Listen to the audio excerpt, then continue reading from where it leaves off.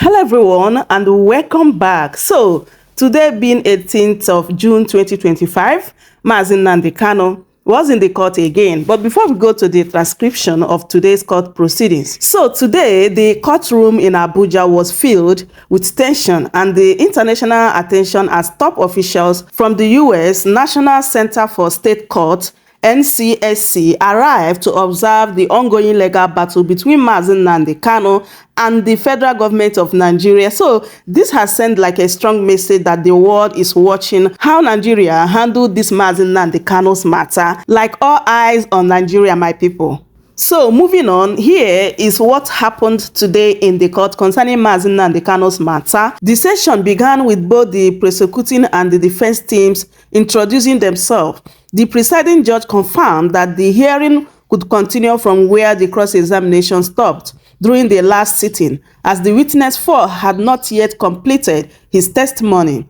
The prosecuting counsel opened by asking, was Benjamin Madubugo detained in Abuja?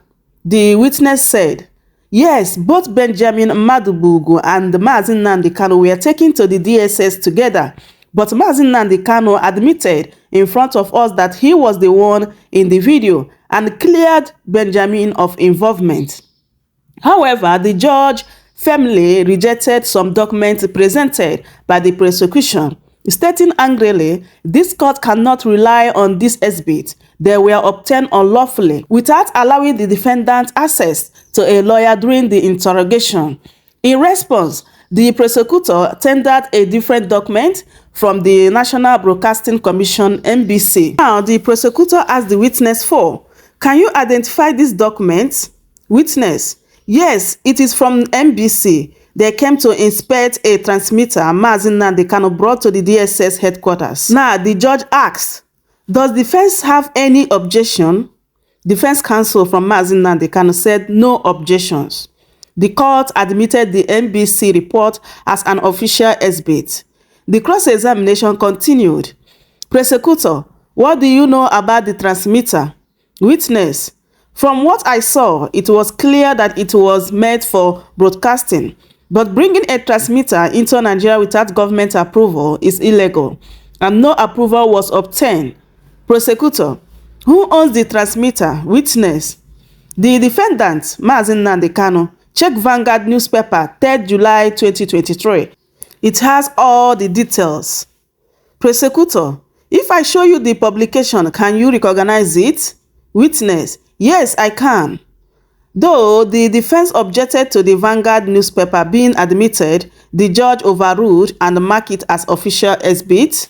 So now they want to use this live Vanguard news as evidence in the court against Nnamdi Kanu. Wonder shall never end. So the prosecution now read an excerpt from that newspaper, and it was a written statement supposedly made by one Uzoma Benjamin, also known as Onye Army. In the publication, Onye Army claimed IPOP leader Nnamdi Kanu ordered him to kill 200 people through his period, but he succeeded to take down 30, which he regretted. You guys remember also that when the prosecution asked the witness, like, where is the Onye Army? They couldn't find the so-called Onye Army, but they are still presenting his testimony as evidence against Nnamdi Kanu. Not only that, the prosecuting counsel is relying on the Vanguard publication, not personal investigation. This particular Vanguard news that has been lying against Nnamdi Kanu, that is what they are using as evidence, even though that Nnamdi Kanu's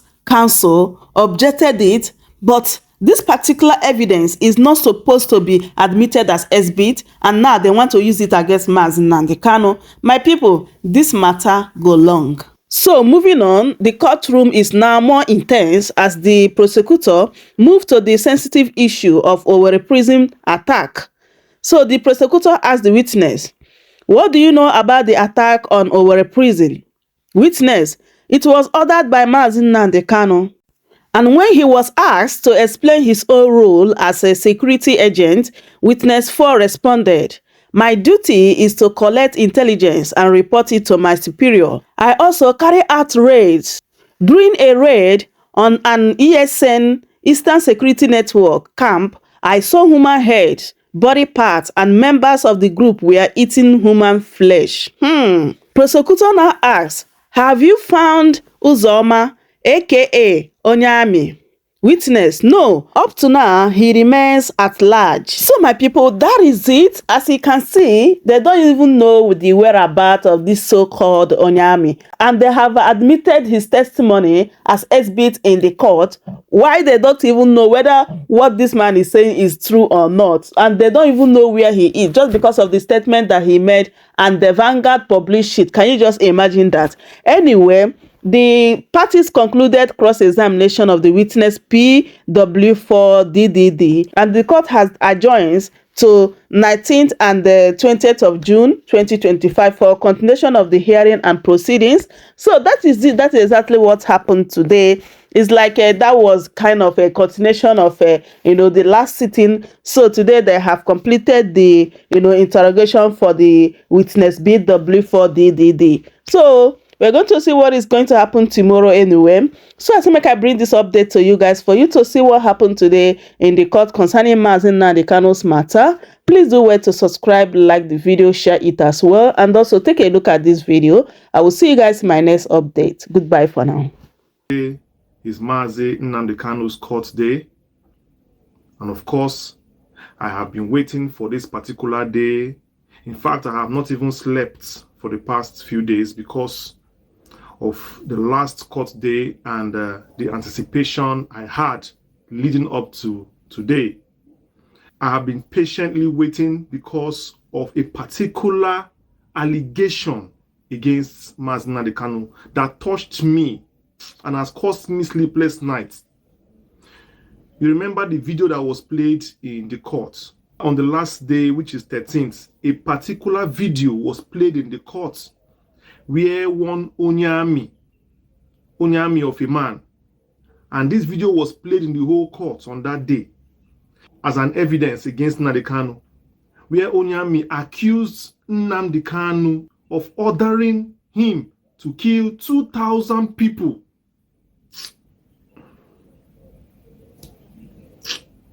You see that particular thing, eh? That particular statement touched me. Nnamdi Kanu, as in Nnamdi Kanu, ordering to take the lives of 2,000 people. I didn't want to say anything a day after that court, but I went to do my due diligence, to do my research, because such allegations against a whole Nnamdi Kanu is not what I would take with a pinch of salt. You can say anything you like against him, but not the spilling of blood. Don't worry. Follow me in this video because we are heading somewhere. Because I will tell you, I went and I've done my due diligence. I have done my fact-checking. I have crossed all the I's, dotted all the T's, and I bring to you in this bumper-packed, action-filled video not only exposing who this Onye Army is, but also fact-checking him and dissecting all the allegations he made against Nnamdi Kanu. So stick with me, because today is not only his court day, but a day where his enemies will be put to shame. As usual, like this video, subscribe to my channel, and click on notification bell. Please work with me and watch this video to the end so that you don't miss out any detail and any secret that has been revealed today. Let's move on. Breaking news reaching our table right now is that Nnamdi Kanu's court case that was scheduled to hold for today, the 16th, has just been shifted to the 18th for for this reason. For a reason that will shock all of you. Can you imagine? Look at the reason they gave. stick with me and I will tell you the shocking reason why this case was just postponed till Wednesday the 18th. I will reveal it to you as we keep going, and you'll be amazed why his case was shifted. Wonders shall never end. Wonders shall never end in this life. A lot of things to be revealed to you today. Just stick with me, let's go. First of all, let us reveal who this Onye Army is. It's important for you to accuse Nnamdi Kanu of such grave offense. We must know who you are and check you to know who you're working for, and if truly what you said is what actually is. Simple. You must come with clean hands. Let's go. Listen to this. Who is Onye Army? Who is Onye Army? Let's go. His name is Emoyiri Uzoma Benjamin. Does it ring a bell? His name is Emoyiri Uzoma Benjamin, aka Onye Army. He is from Imo State, and he claims to be a member, a commander of the ESN, Eastern Security Network. He was arrested in 2021 by Nigerian security operatives. What is his role in ESN? Listen carefully. Onye Army identified himself as an operational commander with the ESN. Please make sure you're following so you don't miss any detail. He also alleged that he operated in Olu. That's where he carries out his operations, and the surroundings of Imo State, where the ESN was engaged in frequent clashes with Nigerian security forces. Let's go on. The security agents paraded him as one of the most violent operatives, claiming he was involved in killings, enforcement activities, and mystical rituals using charms to operate.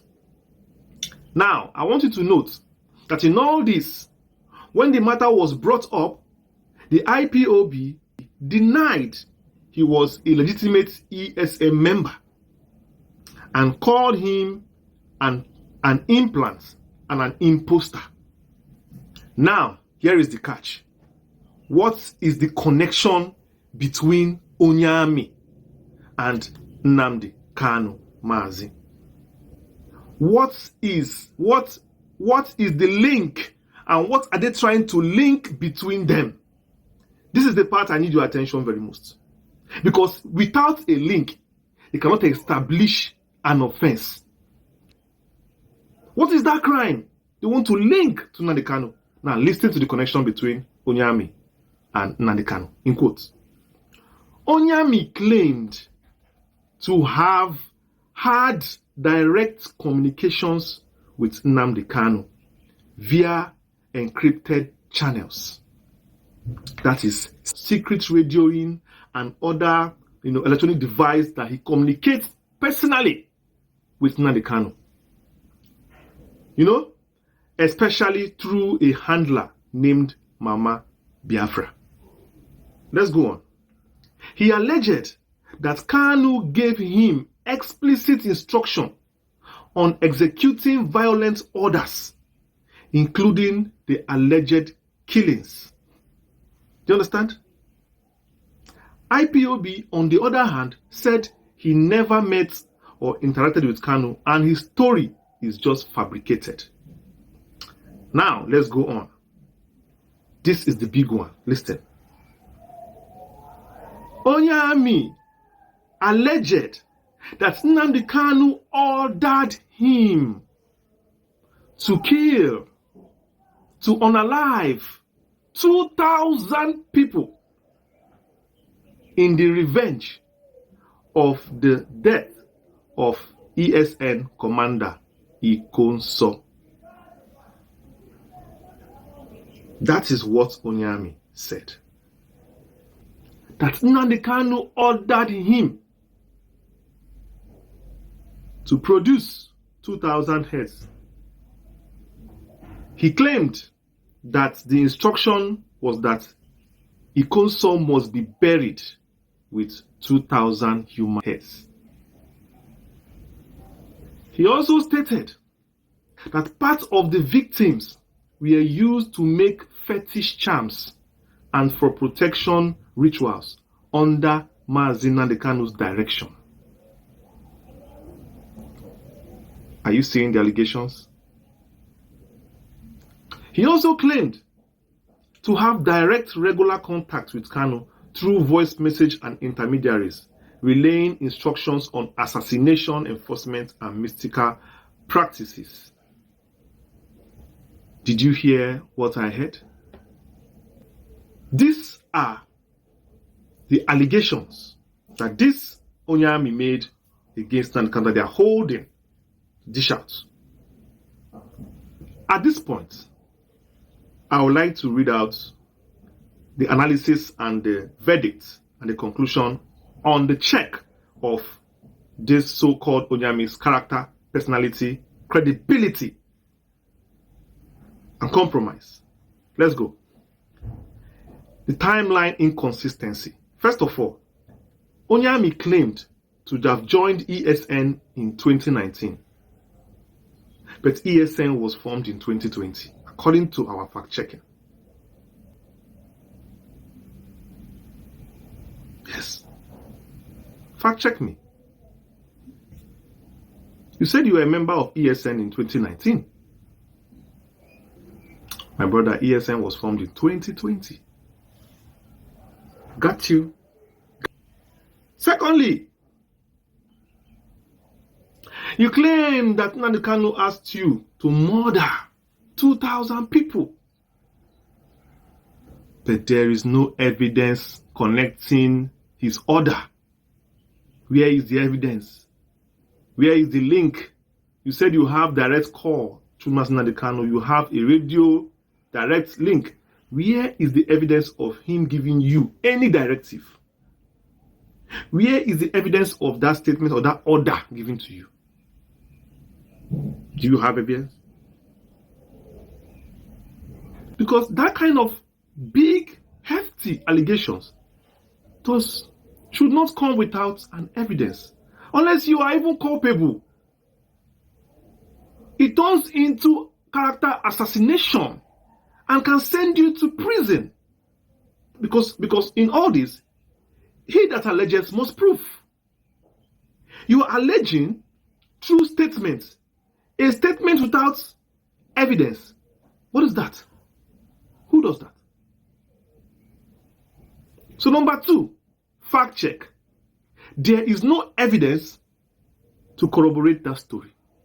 So number 1, saying that you are an ESN member doesn't add up because ESN was formed 2020 and you claimed to be a member 2019. That's one. The second one, you claimed that Nnamdi Kanu said you should unalive 2,000 people. There is no evidence corroborating that story. Number 2, dropped. Let's go on. He made all confessions under custody. Under police custody, of course, without even a lawyer. So how do we know?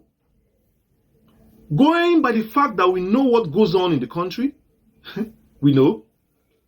And of course, you saw how Nnamdi Kanu's statement in the DSS dungeon was thrown away from the court because, of course, he did not write it with his lawyer and it was under duress. A whole Nnamdi Kanu. So how are we going to admit your own confessions that was made in the police station without a lawyer or anything? How can we prove that it was not coerced?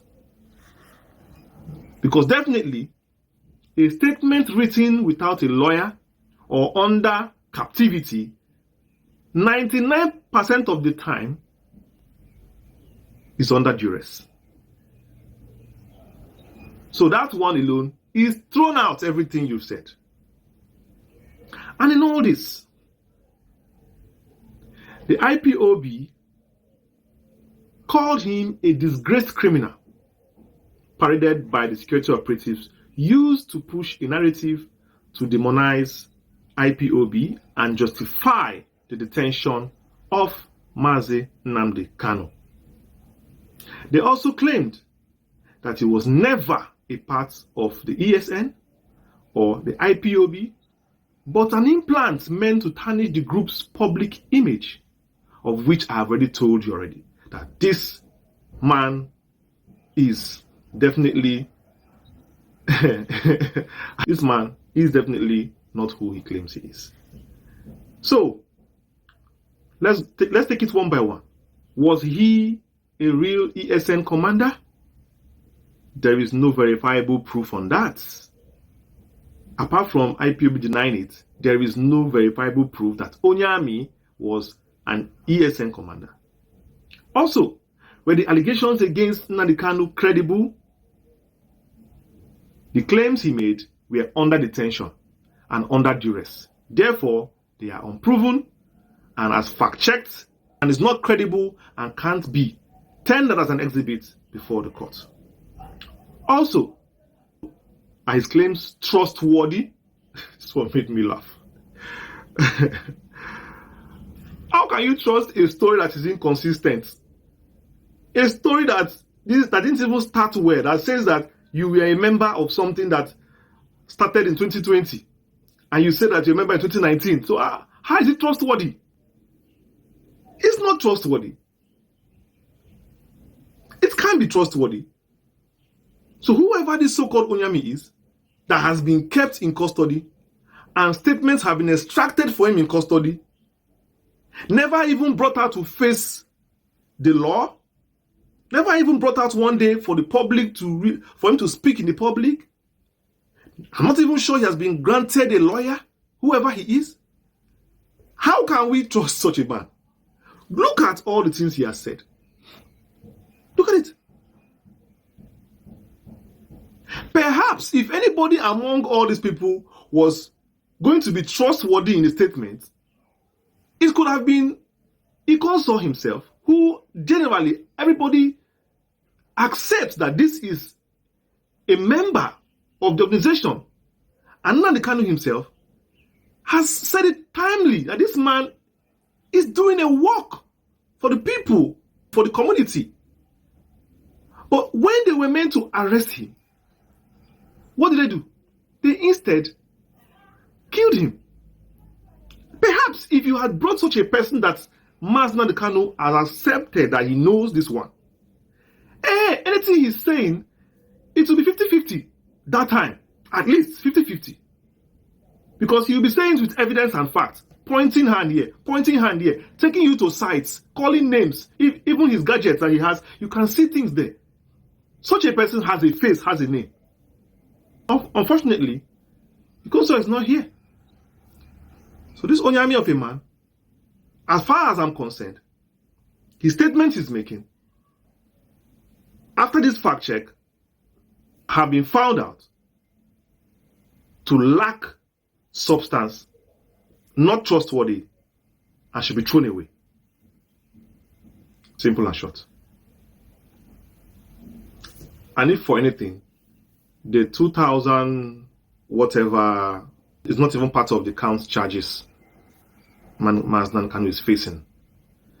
The same with the 2 shotguns and the 2 pistols. These are not part of the allegations Nnamdi Kanu is facing. So at this point in time, it should be very easy for those side comments to be thrown away. But that's for that. I think I have done justice on this so-called Onye Army of a man and this diversion or distraction they try to pull with him in the court. If you've watched this video so far, I am about to tell you the shocking reason why Mazi Nnamdi Kanu's court case was postponed till Wednesday, the 18th of June. So the justice himself decided for very strong reasons, which I have decided personally, not say today, but on Wednesday after the case, if it is still necessary on that day anyway, to tell you. But let me just keep it, let me just keep it as a big secret, and also to keep the sanctity of the case intact, and give due respect to the court itself. Keep the reasons, still within me, and hopefully we keep pressing for the release of Nnamdi Kanu, and also telling the authority to release this man unconditionally, because he has done nothing wrong to deserve this kind of treatment, except for the fact that he is from a part of this country that everybody says or thinks should not have a voice. Welcome to News TV.